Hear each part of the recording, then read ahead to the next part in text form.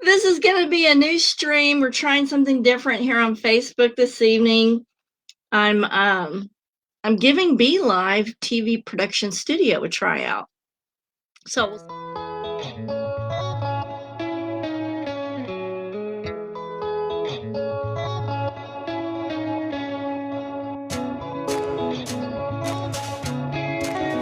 Thank you all for being here as well. My name is Rachel Harrison. I'm an adult programming coordinator. Kathryn Kauffman, all the way from Lexington, joining us here tonight.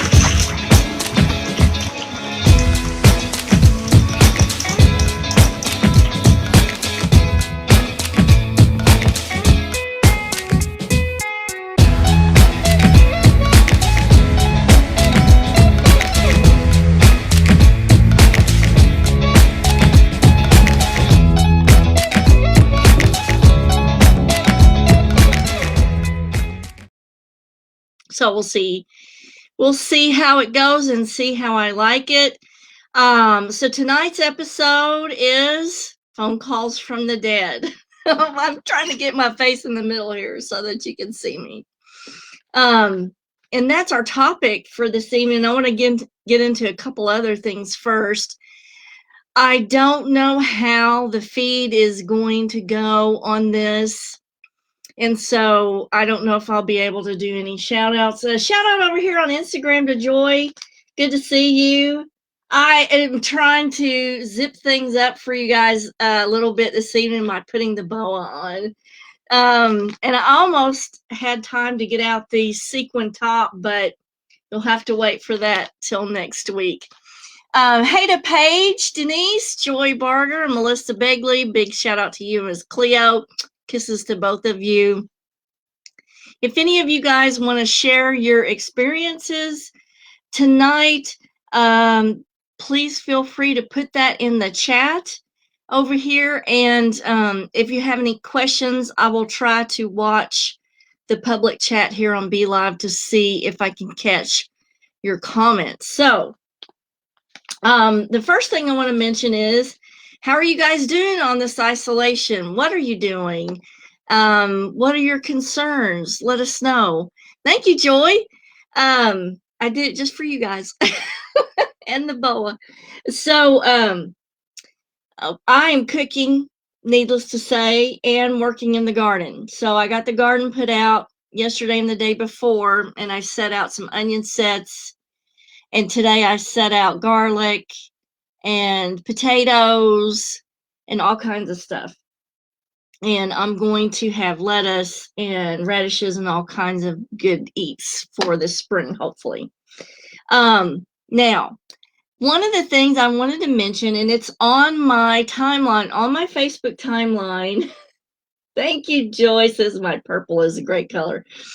It's on my timeline on Facebook. I did a blog post, food post today on Fiorin Woods. That's our food blog on how to use up the fruit that you have around the kitchen. Let's say you've got apples that are they're not really good for eating, but you don't want to throw them out. They're just getting just a little bit mealy.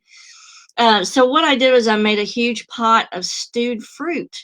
And it's a really good recipe you ought to try out. And it keeps you from, wasting the produce that you've got around the house. And you can keep it in your refrigerator for up to 2 weeks in the stewed fruit. So, yeah, it's a good recipe. You ought to try it. Chastity, thank you. She loves my hair.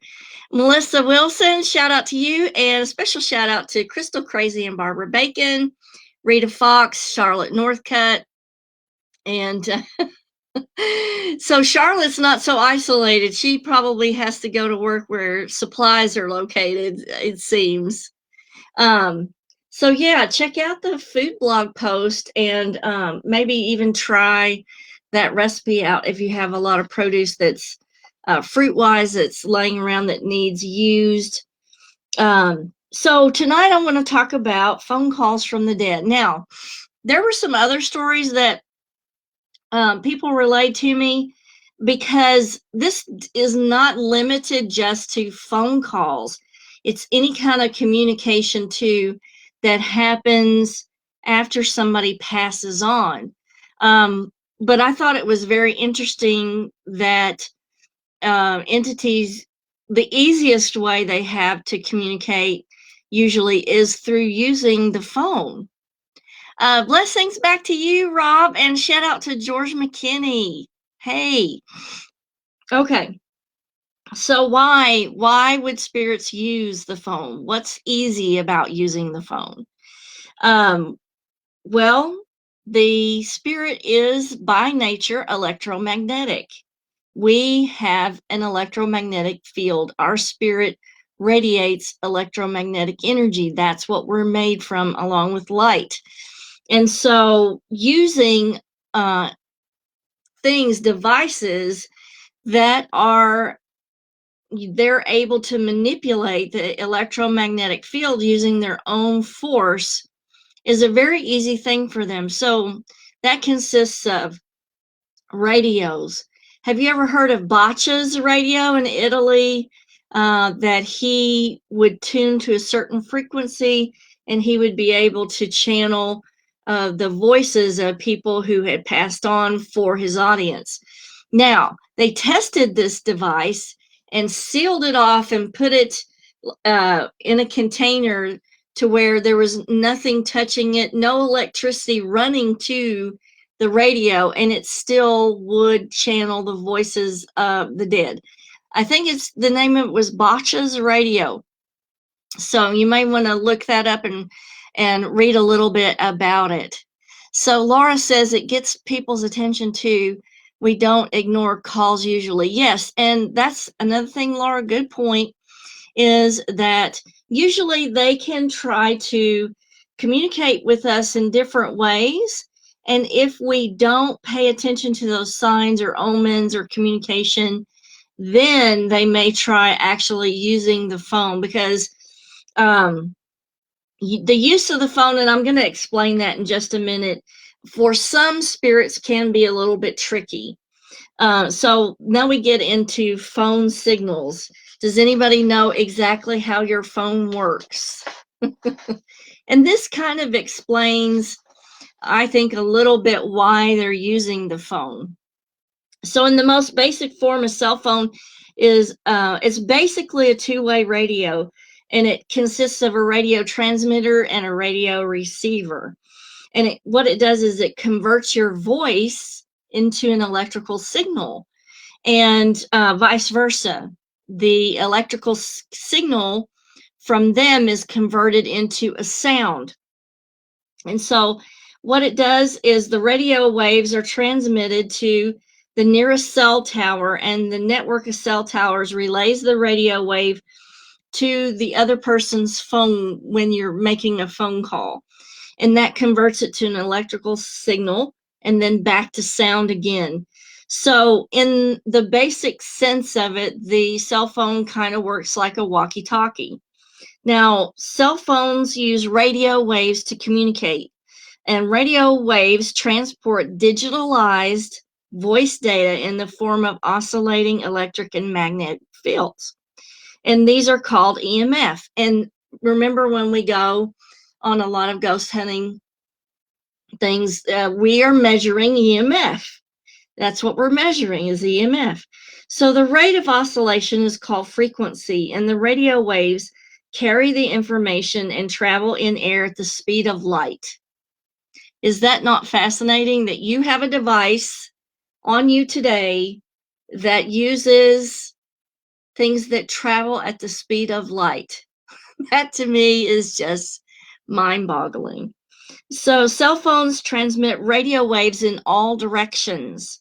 So a lot of the waves can be absorbed or reflected by surrounding objects before they reach the cell tower. For example, when a phone is placed next to your head during a call, a significant portion, over half of the energy emitted, is absorbed into your head and your body. That's why it's important, guys and girls. Keep the cell phone away from your body when not in use. Don't lay it on, don't lay it on your chest. Don't lay it on your stomach. Don't lay it on your leg. That's an enormous amount of electromagnetic energy. So The cell phone's EMF energy, most of it is wasted, and it doesn't do any good for the communication because it's radiated out in all directions. But that's how a spirit that's within your vicinity can pick up that frequency or that waveform. Now, here's how the voices kind of get. Let's see, I have some comments here. Let me, sorry. Hey to Brenda J. Campbell, Ina Thompson. And Barbara says, plus cell phones have quartz crystal chips. Absolutely, and that amplifies the signal even more. And a special shout out to Sandra Lee. And thanks for all you guys over here on Instagram joining. And if you have any questions, just put them in the comments. I'll try to catch them. So when you talk into a cell phone, it's a tiny microphone in the handset that converts the up and down oscillations of your voice into electrical signals. And so the microchip inside the phone turns these signals into a string of numbers. Now, this is important, okay? Because I've said over and over and over, and I'm going to reiterate it again, numbers is the universe's language. And so that's why it's easiest for spirits to communicate with us using numerology or numbers. When you see a successive group of numbers like 111, 222, 555, these are direct communications from entities who have passed on trying to get you a message. So the microchip inside the phone turns the signals from the voice into strings of numbers. That makes it intelligible for whatever spirit is in your vicinity. The numbers are then packed into a radio wave and beamed out from the phone's antenna. And the radio waves go through the air again at the speed of light until it reaches the nearest cell phone mast.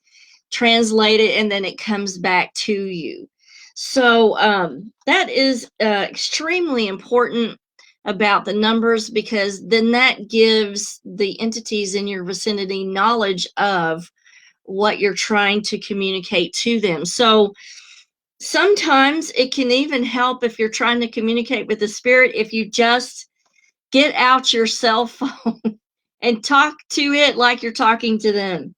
Now, if you want to know more about the universe's language and numbers and what they mean, I can recommend a book written by Anne Marie Uber, just like Uber driver, Ubers. And the name of the book is Synchronicity Numbers, and it's purchasable on Amazon. And that's the book that I personally recommend to my clients. So, hey to Mary Bida. Everybody's fine here, Mary. No problems so far. I'm knocking on some wood just to keep the stuff at bay. If any of you guys want to share your personal experience about having a communication from somebody who's passed on, please feel free to put that in the comments. And what I'm going to do is I'm going to go into a few stories that were sent to me by some of my fans and clients, and see if you've had a similar occurrence for yourself. And then at the end of these stories, I'm going to give my personal account of somebody who used my phone to communicate with me after passing on. So the first story, hey to Lana Lorraine, the first story was sent in by Sarah Lee, and here is her story about phone calls from the dead. It's a story, and it's very good. I love this account. Her dog passed away on March 14th, and they had his ashes returned to them. And she says, this morning I was trying to take a video of my kids, and a photograph appeared on my phone, and it froze the phone. It was a random picture of my dog that passed I had never seen before. Made her very emotional, and her fiance was kind of in denial at first, but until she turned the brightness up on the phone, then he could clearly see the photo of their sweet dog. He was pretty shook, just like she was, and they had also been getting random calls of the like saying that her sister is calling me while she is sitting next to me and her phone is visible. So she answered those phone calls one time, and it was like a weird noise, like a fax machine.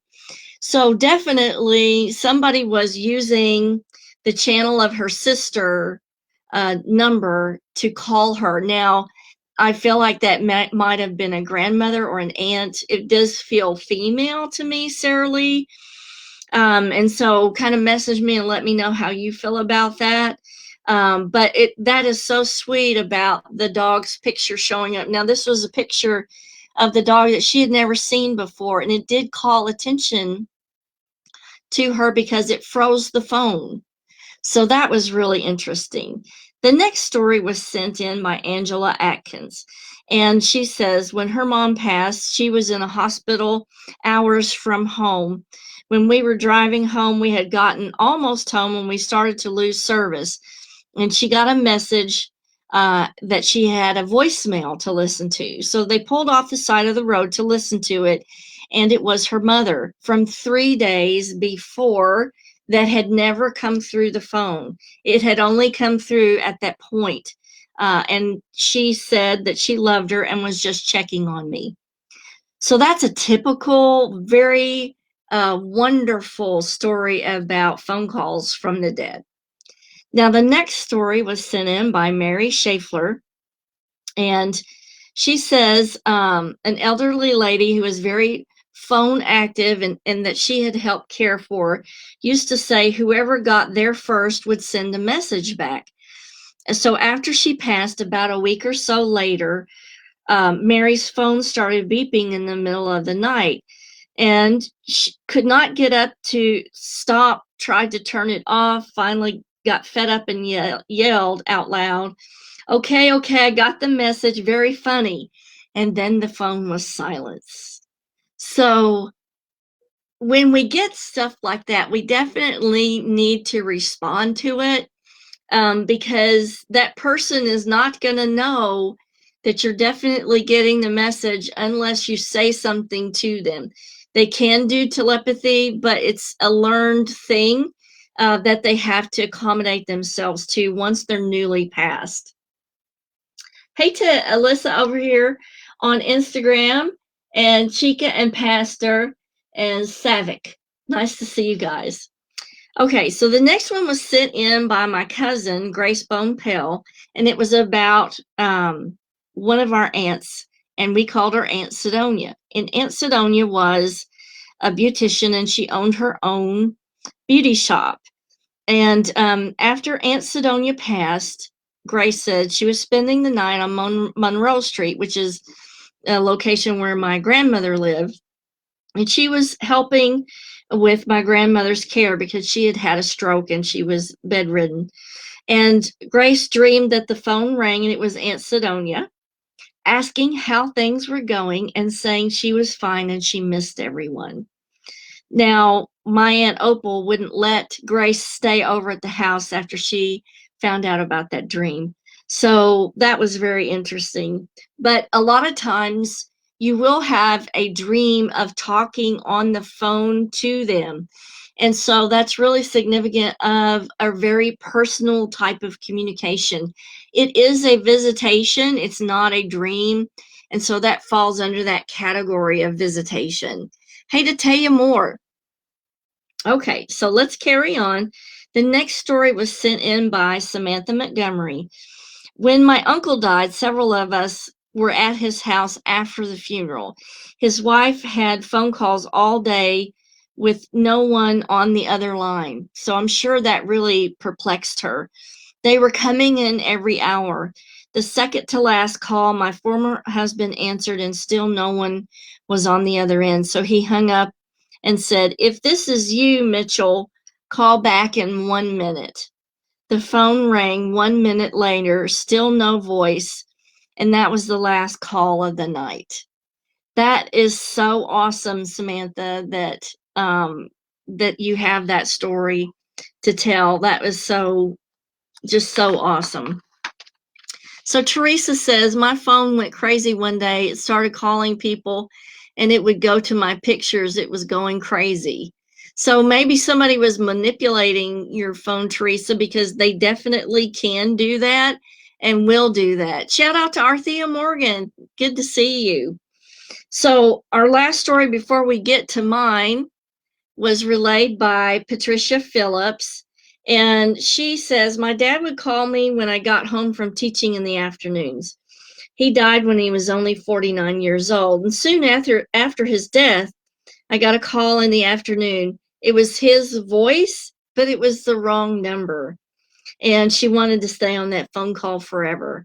So they can influence people that sound like them to dial the phone a certain way. Maybe that person was influenced to call Patricia's number and hear the intonation of the voice. Let's see, Lana's got a story. Actually, after her dad passed, she says she found an old telephone recorder and pushed the button, and it was her dad's, and he said, Chica Chica, my nickname. So sorry, missed you, and love to talk to you later. But just remember, that's an awesome story, Lana. And he probably influenced you to find that and to play that. Absolutely. They can, since they're electromagnetic, they can influence our thoughts, which are electromagnetic. And that can really turn things around, so to speak. Now I want to give you my experience of, and this wasn't per se a phone call, but a couple of texts. And so this was when I was working at the hospital, and David and I were both working night shift, and we were driving home, and I was in front and David was behind me following me. And this man in a van tried to pass both of us and tried to get over in front of me and clipped the front end of my car. And so, of course, I was really shook up because this was after I had some PTSD from a huge, horrible, traumatic car wreck that I had in the 90s. And so I was just really tore up. We all pulled over. The guy got out of the van, and he was just pitiful. His hair was disheveled. He was a wreck. I thought I smelled alcohol. I could be wrong, but he was just in a state of just utter dejection, horribleness. He was at the end of his rope. Me and David could both tell that he was just that pitiful. Anyway, so we talked and settled things, and I looked down and the phone had gone off twice.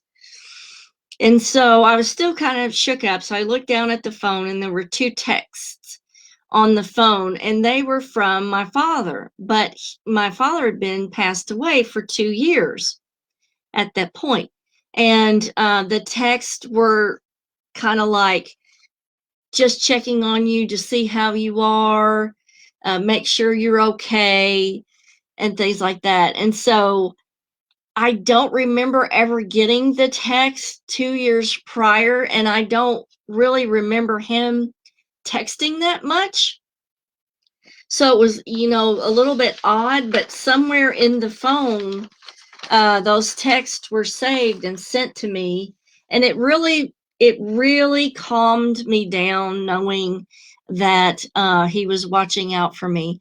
So Rob says, often they can be persistent. It's often difficult, even with a spiritual worker like me, to distinguish past loved ones and other spirits manipulating things, or even your own psychic energies. Yes, it could be your own psychic energies as well, Rob. You're right. And that can trip us up too. So I hope you've enjoyed this topic, and I hope you're not going too stir crazy at home. I do want to show you a couple of things, only because we have the technology now. I want to let you guys know, yes, I'm still working, not a lot, but a little, doing Skype, Google Hangouts, and Facebook Messenger video call, and some phone reading. So don't forget, if you want a professional psychic reading, visit my website and we'll get you hooked up.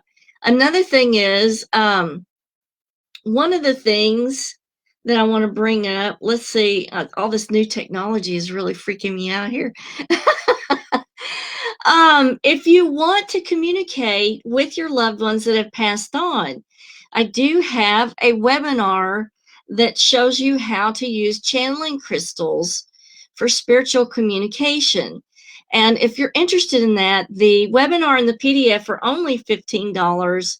Just message me here on Facebook or on Instagram. And you can get, for $15, you can get the downloadable PDF and a special link to the video webinar that we did. That was so much fun, you guys. We had a great time doing that. So anyway, I will see you guys next Monday night. And I can't remember the topic I'm going to do. Well, watch for posts and more recipes, because I'm going to be bored and I'm going to be doing some more recipes and maybe even a video or two on the recipes.